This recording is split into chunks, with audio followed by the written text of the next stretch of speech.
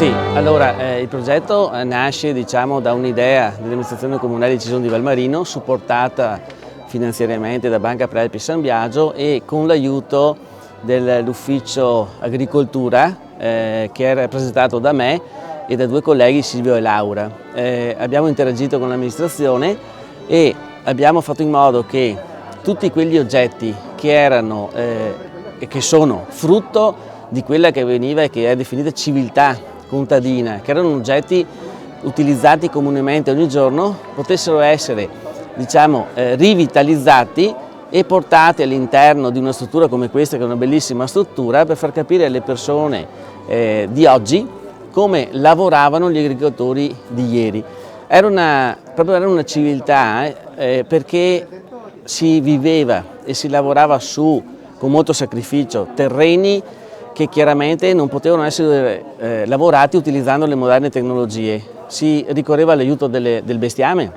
Una volta gli asini, le mucche erano indispensabili per il lavoro dei campi e c'era un rapporto diretto dell'uomo con l'animale. Gli animali avevano il loro nome, venivano chiamati per nome.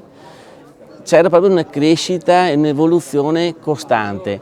Le attrezzature che sono qua dentro, io dico, siamo convinti che sono proprio impermeate del sudore, degli sforzi e dei sacrifici che queste persone hanno fatto.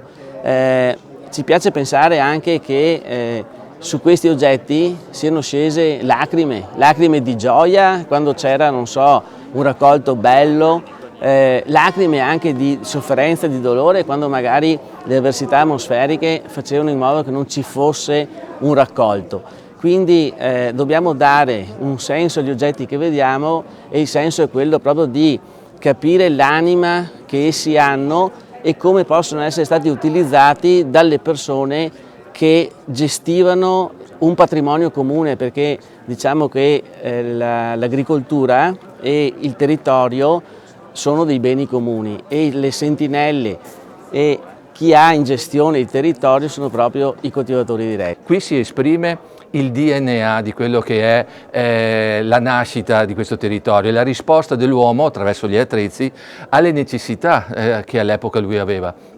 È un concetto molto importante e credo che sia una componente fondamentale della cultura della comunità e che tutte le comunità dovrebbero ben tenere presenti. Ruralia arriva qui alle Case Marian, che ci sembra il luogo più adatto perché in collaborazione e grazie anche alla sensibilità della Proloco che ha accettato la proposta dell'amministrazione abbiamo pensato che le stalle dei mezzadri, dei brandolini, i Marian, potessero accogliere nel modo più adeguato quella che è una collezione dedicata proprio all'agricoltura e alla ruralità, ma non solo. Far spiegare anche che nel passato non c'era solo l'agricoltura, c'è anche l'artigianato e a Cison questo è uno dei punti senz'altro più noti e fondamentali. C'erano i mulini, c'era la bachicoltura, quindi gli aspetti del passato che oggi sono poco noti sono sicuramente questi. Temporanea perché un po' il tempo che passa e trascorre, ma anche la mutabilità di questo museo.